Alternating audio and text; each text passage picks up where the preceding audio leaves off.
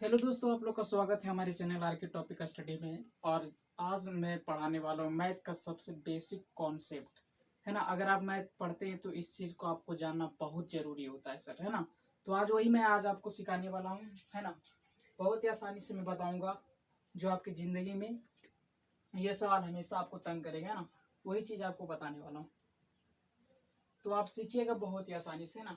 यहाँ पर देखिए सब आपके सामने लिखा हुआ है, ये सारा चीज मैं आपको एक एक उदाहरण करके ऐसा समझाऊंगा कि जिंदगी में दोबारा पढ़ने की आवश्यकता नहीं है। और इसको क्या कहते हैं दोस्तों? तो आज मैं पढ़ाने वाला हूँ घात और घातांक। क्या पढ़ाने वाला हूँ?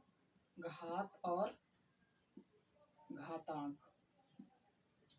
बस वीडियो के अंत तक रखिए रहिएगा, है ना। एकदम सीख के जाएगा, एक एक चीज आपको एकदम दिमाग में ठोक दूंगा, है ना। तो बहुत ही आसानी से आपको मैं समझाने वाला हूँ घात और घातांक। आइए मैं समझता हूँ, है ना। इसी चीज पे मैथ टिका हुआ रहता है। यही छोटा छोटा चीज आपको पढ़ना बहुत जरूरी होता है, तब आगे जाके मैथ में आप बहुत बड़े बादशाह बन सकते हैं ना। तो आइए मैं उदाहरण से समझता हूँ बारी बारी से, है ना। यहाँ पर सारे रूल लिखा हुआ है ना। ये घात घातांक का रूल है और इसको मैं बारी बारी से एग्जाम्पल के साथ मैं आपको बताने वाला हूँ। तो आइए सबसे पहले सीखता हूँ। यहाँ पर सबसे पहला रूल में आ जाते हैं दोस्तों, है ना। कि यहाँ पे लगातार कोई संख्या है जो लिखा हुआ है लगातार, जैसे ए गुना 3 बार लिखा हुआ, तो ये पर पावर क्या होता है सर? 3 होता है। लेकिन ये कैसे होता है? मैंने भी किसी संख्या को अगर पाँच पाँच मैंने कोई संख्या ले लिया और इसको लिख दिया हम 5 बार, तो बोलोगे सर इसका मतलब क्या है? इसका मतलब है सीधा सब पे पावर क्या है? कुछ नहीं तो 1 है। सब पे पावर क्या है छोटू? बोलोगे सब पे पावर 1 है। और गुना में पावर जुटता है तो इस पे लिख सकते हैं हम 5 पे पावर 5। यही होता है बस। कोई भी संख्या जितना बार लिखा हुआ है उसका पावर उतना बार होगा, और कुछ भी ज्यादा नहीं करना है ना छोटू। तो आइए आप लोग समझ गए होंगे ना कि कुछ भी इसमें नहीं करना है। जो भी संख्या है अगर जे बार लिखा हुआ है उस पर पावर उतना बार चढ़ा देना है। मैंने 5 को 5 बार लिखा है इसीलिए 5 पे पावर 5 लिख दिया, है ना। तो आपको किसी भी प्रकार की यहाँ पर दिक्कत नहीं होना चाहिए। तो पहला चीज आपको समझ में आ गया। और दूसरा चीज में मैं आ जाता हूँ। दूसरा चीज देखता हूँ क्या हूँ। यहाँ पर देख रहा है कि कोई भी संख्या है ए पे पावर एम है गुना ए पे पावर एन, मतलब दो संख्या इसका आधार सेम है। कोई भी संख्या है जैसे यहाँ पर ए है और यहाँ पे भी ए है, और उस पे पावर अलग अलग है। यहाँ पे पावर एम है, यहाँ पे पावर एन है। जिससे पावर यहाँ पे मैं 5 दे देता हूँ, यहाँ पे 4 दे देता हूँ। तो कोई संख्या एक ही है तो आधार सेम रहेगा तो उस पे पावर जुड़ता है। जब गुना रहता है तो 5 और 4 क्या हो जाएगा छोटू? 5 और 4 क्या हो जाता है? ए पे पावर 9 हो जाएगा। क्या हो जाएगा?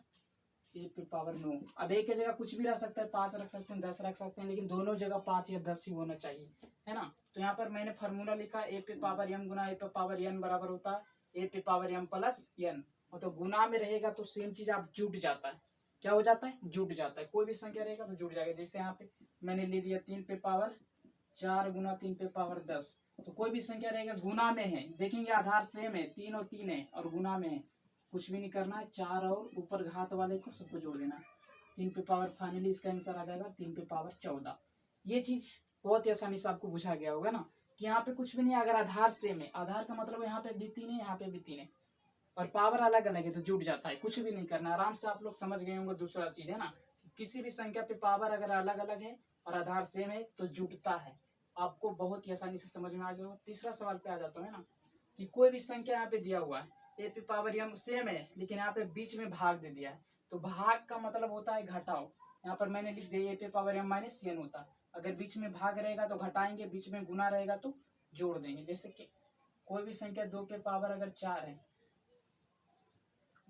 और यहाँ पे भागा दे दिया 2 पे पावर 3, तो यहाँ पे कुछ भी नहीं करना, भागा देखेंगे तो घटा देंगे।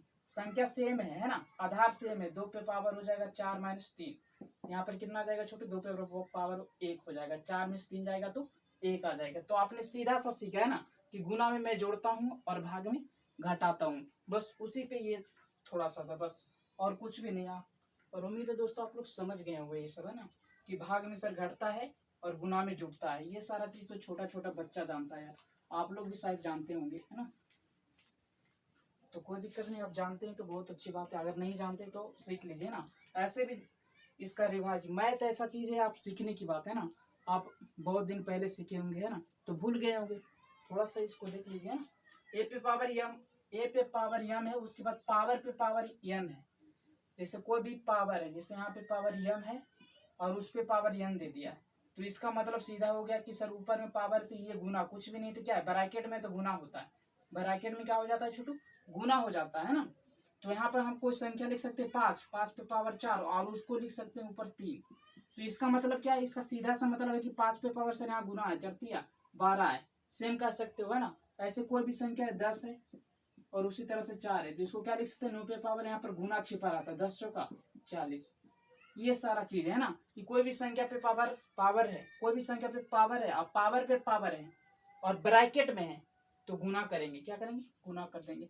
4 12 जैसे मैंने किया है ना, 4 है, 5 पे पावर 4 है और उस पे भी ब्रैकेट पे पावर 3 है, तो 5 4 12 हो जाता है। तो ये भी चीज आपको बहुत ही आसानी से समझ में आ गया होगा दोस्तों, है ना, कि कोई भी संख्या पे पावर m है और उस पे पावर n है तो क्या हो जाएगा, a पे पावर m गुना n गुना हो जाएगा, यानी कि यहाँ पे क्या हो जाएगा छोटू, बोलोगे सर गुना होता है और कुछ भी नहीं होता है। चलो ये भी सीख गए होंगे ना। तो 5वां सवाल पे आ जाता हूँ है ना, कि 5 का आपका सवाल क्या है। 5 का कुछ सवाल बोल रहा है, आपका रूल क्या कह रहा है 5 का, कि कोई भी संख्या है a/b है और उस पे पावर n है, कोई भी संख्या है ना, तो ये पावर जो है सब पे जाएगा ना। जैसे यहाँ पर आपको उदाहरण से मैं समझाता हूँ कि यहाँ पर a और b है और उस पे पावर में 3 दे दिया है ना, तो इसका मतलब क्या है सर, इसका सेंस मतलब है कि ये पावर है जो सब पे जाएगा ना, पावर जो है सब पे जाएगा है ना, ये पावर सब पे जाएगा। तो इजी से तुम लोग भी जानते होगे ना कि ये जो पावर है ये दोनों पे है, तो दोनों पे चला गया। अब यहाँ पे आपका आंसर सीधा आ गया, यहाँ पर कर सकते हैं ऐसे, और इसका मान भी लिख सकते हैं, यहाँ पे इसका भी मान लिख सकते हैं। तो समझने के लिए है ना, ये सारा चीज आप निकाल सकते हैं बहुत ही आसानी से दोस्तों, है ना। तो ये सारा चीज अगर आप समझ गए होगा ना कि कोई भी संख्या है ना, दो संख्या है, दोनों बट्टा में है और उस पर पावर n है, तो इसका मतलब कि दोनों पे ये घात जाएगा ना। जैसे ये 3 दोनों पे था तो 3 दोनों पे आया। तो ये चीज आप बहुत ही आसानी से समझ गए हो दोस्तों, है ना। तो ये सारा चीज आपको बहुत ही आसानी से समझ में आ रहा है, तो मैथ का क्वेश्चन बनेगा आपसे, है ना। और क्वेश्चन कैसे रहेगा वो चीज मैं बताऊंगा आपको, है ना। जैसे यहाँ पे क्वेश्चन इसी तरह से रहता है।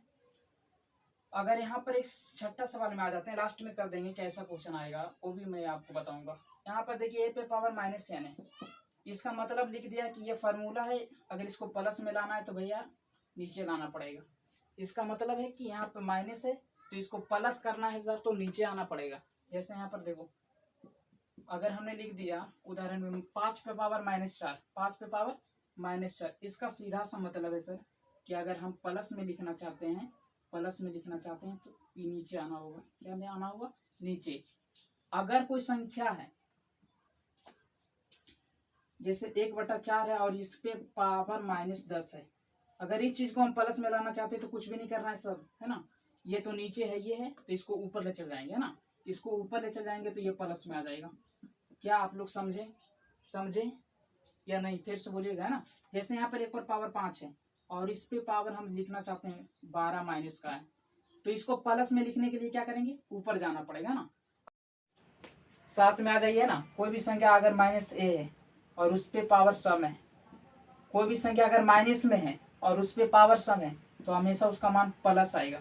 क्या आएगा सर, प्लस आएगा। क्यों आएगा, यहाँ पर देखो, यहाँ पर जिससे मैंने कोई संख्या 4 ले लिया ना, वो माइनस में है और उस पे पावर क्या होना चाहिए, सम, तो सम मैंने लिख दिया, -4 पे पावर 2 लिख दिया ना, सम लिख दिया। यहाँ पर क्या हो जाएगा, -4 गुना -4, मतलब पावर 2 है तो 2 बार लिख दिया, माइनस माइनस प्लस होता है ना, और 4 चौक 16 हो जाएगा। आपका आंसर +16 देगा। यही इसका मतलब है ना, या तो संख्या वो 9 हो या तो वो संख्या, लेकिन पावर हमेशा सम होना चाहिए ना। तो इसको क्या लिख सकते हैं सर, -9 गुना -9 गुना -9 गुना -9, 4 बार लिखेंगे ना, और 4 बार लिखेंगे तो हमेशा जो भी आएगा यहाँ पे गुना करने पे पॉजिटिव देगा। क्या देगा, प्लस देगा, क्योंकि प्लस में सम रहेगा। तो माइनस में अगर सम है तो माइनस माइनस प्लस हो जाता है, और plus minus minus minus minus plus, ये आप लोग भी जानते हैं।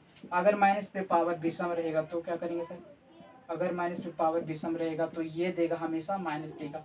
इसका मतलब है कि अगर 4 माइनस में है, इस पे पावर अगर विषम है मतलब 3 है, तो इसका आंसर हमेशा माइनस देगा। क्यों देगा सर, क्यों देगा देख लेता हूँ एग्जाम्पल से, है ना।